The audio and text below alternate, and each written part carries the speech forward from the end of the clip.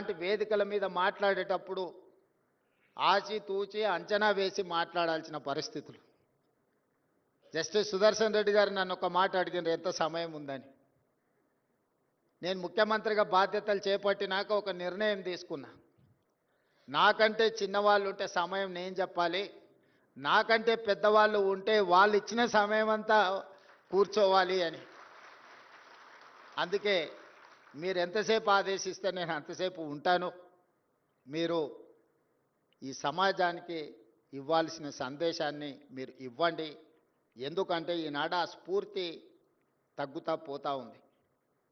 తొలి తరంలో ఒక బూర్గుల రామకృష్ణారావు గారు, పివి నరసింహారావు గారు, రావి నారాయణ రెడ్డి గారు లాంటి వాళ్ళు మనకు స్ఫూర్తినిస్తే, మలితరంలో జైపాల్ రెడ్డి గారు, జస్టిస్ సుదర్శన్ రెడ్డి గారు లాంటి వాళ్ళు మమ్మల్ని ప్రభావితం చేస్తున్నారు. 50 సంవత్సరాలు సుదీర్ఘకాలం శాసనసభ్యుడిగా, పార్లమెంట్ సభ్యుడిగా, రాజ్యసభ్యుడిగా, కేంద్ర మంత్రిగా, ఐఎన్పిఆర్ మంత్రిగా, వివిధ హోదాలలో పెట్రోలియం శాఖ మంత్రిగా, అర్బన్ డెవలప్మెంట్ మినిస్టర్గా, ఉత్తమ పార్లమెంటేరియన్గా, దక్షిణాది రాష్ట్రాలలోనే మొట్టమొదటి ఉత్తమ పార్లమెంటేరియన్గా రాణించిన జైపాల్ రెడ్డి గారు లాంటి వాళ్ళు, ఆ తరానికి సంబంధించిన జస్టిస్ సుదర్శన్ రెడ్డి గారు లాంటి వాళ్ళు ఈరోజు తెలంగాణ సమాజానికి ఒక స్ఫూర్తినిచ్చేవాళ్ళు. అలాంటి వాళ్ళు పాల్గొన్న సమావేశాలలో పాల్గొని వారు చెప్పే వారి అనుభవాలను వినడం ద్వారా పరిపాలనలో నిర్ణయాలు తీసుకునే సందర్భంలో అవి మాకు ఉపయోగపడుతూ ఉంటాయి. అందుకే ఇలాంటి సమావేశాలకు వచ్చినప్పుడు సమయంతో కొలవకుండా వాళ్ళ అనుభవం నుంచి ఏమైనా నేర్చుకుందామన్న ఆలోచనతోనే నేను ఈ సమావేశాలలో పాల్గొంటుంటా. జైపాల్ రెడ్డి గారి గురించి కూడా ఒక మాట చెప్పాలి. నాకు వారికి పెద్దగా రాజకీయంగా అంత పెద్ద సత్సంబంధాలు ఏమి ఉండేది కాదు. 2014లో వారు పార్లమెంట్ సభ్యుడిగా 2000 ఓట్లతో ఓడడానికి నేనే కారణం. కానీ ఏ రోజు కూడా వారు నన్ను ఎప్పుడు ద్వేషించలే. 2019లో వారిని పార్లమెంట్ సభ్యుడిగా నిలబడమని నేనే స్వయంగా వెళ్ళి వారితో కూర్చున్నా. ఈసారి ఎట్లయినా మీరు ఎన్నికల్లో నించోండి, మీ గెలుపు కోసం ప్రయత్నం చేస్తాం.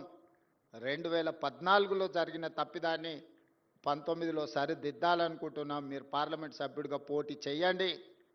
మోడీ గారు లాంటి ఫ్యాసిస్టులు ఈరోజు పరిపాలన సాగిస్తుంటే మీలాంటి వాళ్ళు చట్టసభలలో ఉండాల్సిన అవసరం ఉన్నది. నిబద్ధత కలిగిన, ప్రశ్నించగలిగిన శక్తి సామర్థ్యాలు ఉన్న మీలాంటి వాళ్ళు ఎన్నికల్లో పోటీ చేయాలని వారిని నేను స్వయంగా కలిసి మాట్లాడిన. కానీ వారు అన్నారు, తరం మారింది, ఇక మేము ప్రత్యక్ష ఎన్నికల్లో పోటీ చేయడం సమంజసం కాదు, నేను ఎన్నికల్లో పోటీ చేయను, మీరు ఎన్నికలను పోటీ చేయండి, మీకు అవసరమైన మా అనుభవాన్ని మీకు అందిస్తామని 2019 ఎన్నికల సందర్భంగా జైపాల్ రెడ్డి గారు అనడం జరిగింది. అంటే సమాజంలో వస్తున్న మార్పును, ప్రజల ఆలోచనను వాళ్ళ యొక్క శైలిలో ఎన్నికలను, ప్రజాస్వామ్యాన్ని చూస్తూ ఇప్పుడు మేము ఆదర్శంగానో లేకపోతే మేము మీకు మార్గదర్శకులుగా నిలబడాల్సిన సందర్భం. మీరు ఎన్నికల్లో పోటీ చేయండి, మేము ప్రోత్సహిస్తాం, భుజం తట్టామని చెప్పి జైపాల్ రెడ్డి గారు, జస్టిస్ సుదర్శన్ రెడ్డి గారు లాంటి వాళ్ళు ఎన్నికల పోటీలో నిలబడ్డప్పుడు ప్రొఫెసర్ కోదండరామ్ గారు లాంటి వాళ్ళు అండగా నిలబడి ఈరోజు తెలంగాణ రాష్ట్రంలో ప్రజాప్రభుత్వం ఏర్పాటుకు సహకరించారు. ఇవన్నీ అనుభవాలు. చరిత్ర మనకు పాఠాలు నేర్పుతుంది. జరుగుతున్న పరిణామాలు మన కళ్ళకు కట్టినట్టుగా కనిపిస్తాయి. ఈ రెండు కలిస్తేనే మన భవిష్యత్ కార్యాచరణగా మారుతుంది. అందుకే ఈనాడు ఒక రావి నారాయణ రెడ్డి గారి యొక్క గొప్పతనము, ఈనాడు అవార్డు గ్రహీత జస్టిస్ సుదర్శన్ రెడ్డి గారి గురించి 2 విషయాలు ప్రస్తావించాల్సిన అవసరం ఉన్నది. మొన్న ఉపరాష్ట్రపతి ఎన్నికల సందర్భంగా కాంగ్రెస్ పార్టీ అధ్యక్షులు మల్లికార్జున్ ఖర్గే గారు, రాహుల్ గాంధీ గారు నాకు ఉదయమే ఫోన్ చేసింది, మాట్లాడేది ఉంది అని. ఏదైనా పార్టీ వ్యవహారాలు అనుకున్నాం. ఉపరాష్ట్రపతి ఎన్నికలు వచ్చినాయి.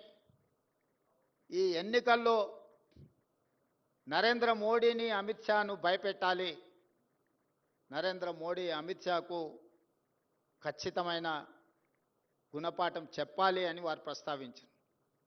వారు నాతో ఎందుకు ప్రస్తావిస్తున్నారో నాకు మొదట్లో అర్థం కాలేదు. పార్టీ అధ్యక్షుడిగా, పార్లమెంట్లో ప్రతిపక్ష నాయకుడిగా రాహుల్ గాంధీ గారు, మా నాయకులు మీ ఆదేశాలను తూచా తప్పకుండా పాటిస్తాం, కార్యాచరణని మీరు చెప్పండి అని. అయితే జస్టిస్ సుదర్శన్ రెడ్డి గారిని ఉపరాష్ట్రపతి అభ్యర్థిగా మేము నిర్ణయం తీసుకున్నాం, నువ్వు వెళ్ళి వారితో ప్రత్యక్షంగా మాట్లాడి వారికి సమాచారాన్ని అందించండి అని వారు చెప్పడం జరిగింది. వారేం ప్రజాదరణ ఉన్న పబ్లిక్ లీడర్ ఏం కాదు కదా, లేదా వేదికల మీద మాలాక కొంచెం పరుషమైన పదజాలంతో ఉపన్యాసాలు ఇచ్చే నాయకుడు కూడా కాదు కదా. వారు ఏ రకంగా మోడీని అమిత్ షా గారిని భయపెట్టగలరు అని చెప్పి నేను రాహుల్ గాంధీ గారిని అడిగిన. వారి నిబద్ధత నరేంద్ర మోడీని అమిత్ షాను భయపెడుతుంది. వారి నిబద్ధతను చూసి వారు హైకోర్టు జడ్జిగా, హైకోర్టు చీఫ్ జస్టిస్గా, సుప్రీంకోర్టు జడ్జిగా, లోకాయుక్త చైర్పర్సన్గా వివిధ హోదాలలో ఆనాడు రావి నారాయణ రెడ్డి గారు ప్రజాక్షేత్రంలో ప్రజల కోసం కొట్లాడితే న్యాయ కోవిదుడుగా వారి హోదాల ద్వారా ప్రజలకు ప్రజాస్వామ్యాన్ని కాపాడడానికి సల్వాజుడం లాంటి తీర్పులను ప్రజా పరిరక్షణలో, ప్రజాస్వామ్య పరిరక్షణలో వారికి విలక్షణమైన పాత్ర ఉంది. వారిని ఎన్నికల బరిలో మనం దించాలి, మీరు వెళ్ళి వారిని కలిసి మాట్లాడండి అని చెప్పి నాకు సూచన చేసింది. నేను వెళ్ళి జస్టిస్ సుదర్శన్ రెడ్డి గారితో కలిసిన. ఇప్పుడు ఈ సందర్భంలో నాకు ఎన్నికల్లో పోటీ అవసరమా అని వారు ఒక ప్రశ్న లేవనెత్తింది. అప్పుడు నేను వారికి మల్లికార్జున్ ఖర్గే గారు, రాహుల్ గాంధీ గారు నాతో అన్న విషయాన్ని ప్రస్తావించినప్పుడు, అయితే నేను సిద్ధం, ఎన్నికల్లో పోటీ చేస్తా, ఈ ప్రజాస్వామ్యాన్ని బలపరచాలి, ప్రజలకు ప్రజాస్వామ్యాన్ని స్ఫూర్తిని అందించాలి అని అంటే ఏక వ్యక్తి, ఏక పార్టీ ఈ విధానాలను మనం వ్యతిరేకించాల్సిన అవసరం ఉన్నది. మనం ఖచ్చితంగా ఈ ఎన్నికల్లో నిలబడదామని చెప్పి వారు నిర్ణయం తీసుకొని ముందుకు వచ్చిండ్రు. అదే విషయాన్ని నేను శ్రీమతి సోనియా గాంధీ గారికి, మల్లికార్జున్ ఖర్గే గారికి తెలియజేయడం జరిగింది. వారి అభ్యర్థిత్వం ప్రకటించిన తర్వాత ఇండియా కూటమిలో ఉన్న వాళ్ళే కాదు, లేని వాళ్ళు కూడా ముందుకొచ్చి కాంగ్రెస్ పార్టీ సరైన అభ్యర్థి ప్రతిపాదనతో ముందుకొచ్చింది, మేమందరం జస్టిస్ సుదర్శన్ రెడ్డి గారికి అండగా నిలబడతామని కేజ్రీవాల్తో సహా చాలా రాజకీయ పార్టీలు ముందుకొచ్చి జస్టిస్ సుదర్శన్ రెడ్డి గారి నామినేషన్ కార్యక్రమంలో పాల్గొన్నారు. నామినేషన్ కార్యక్రమంలో సోనియా గాంధీ గారు, రాహుల్ గాంధీ గారు, ప్రియాంక గాంధీ గారు మొత్తం కుటుంబం అంతా వారి పక్కన నిలబడి వారి నామినేషన్ పత్రాలు దాఖలు చేయించిండ్రు అని అంటే వారికి ఉన్న నిబద్ధత, నరేంద్ర మోడీ గారికి ఉన్న భయాన్ని ఆ నామినేషన్ కార్యక్రమాన్ని ఒకసారి పరిశీలిస్తే ఎవరికైనా అర్థమవుతుంది. వారు మన తెలంగాణ బిడ్డ, మన మధ్యలో ఉండడం, ఈనాడు రావి నారాయణ రెడ్డి గారు జాతీయ పురస్కారం వారికి ఇవ్వడం అని అంటే సముచితమైన వ్యక్తి సరైన సందర్భంలో ఈ పురస్కారాన్ని అందించినట్టుగా నేను భావిస్తున్న. నిర్వాహకులకు అందరికీ కూడా మనస్ఫూర్తిగా నేను అభినందనలు తెలియజేస్తున్నాను. సరైన సమయంలో సరైన నిర్ణయం మీరు తీసుకున్నందుకు మనస్ఫూర్తిగా అభినందిస్తున్నాను. అదేవిధంగా నిన్న మన రాష్ట్రంలో నేను లేను కానీ జరుగుతున్న పరిణామాలను నిశ్చితంగా గమనిస్తూనే ఉన్నాను. ఎక్కడున్నా ఓ కన్నీటి వేస్తూనే ఉంటాం. అక్కడ చదువుకోవడానికి వెళ్ళినప్పుడు నారాయణ గారు అడుగుతున్నారు ఎంతసేపు ఉంటాయి క్లాసులని. ఉదయం 7 నుంచి సాయంత్రం 7 వరకు క్లాసులు జరుగుతూనే ఉంటాయి. అన్ని క్లాసులు అటెండ్ అవుతూనే ఉన్నా. ఎందుకనంటే మనం తెలుసుకోవాలని, కావాలని హార్వర్డ్కి వెళ్ళి జాయిన్ అయినాం కాబట్టి క్లాసులలో క్రమశిక్షణ కలిగిన విద్యార్థిగా నేర్చుకోగలిగినంత నేర్చుకోవాలనేదే నా ఆలోచన. అయితే రాష్ట్రంలో జరుగుతున్న పరిణామాలు ఒక వింత వాతావరణానికి దారితీస్తున్నాయి.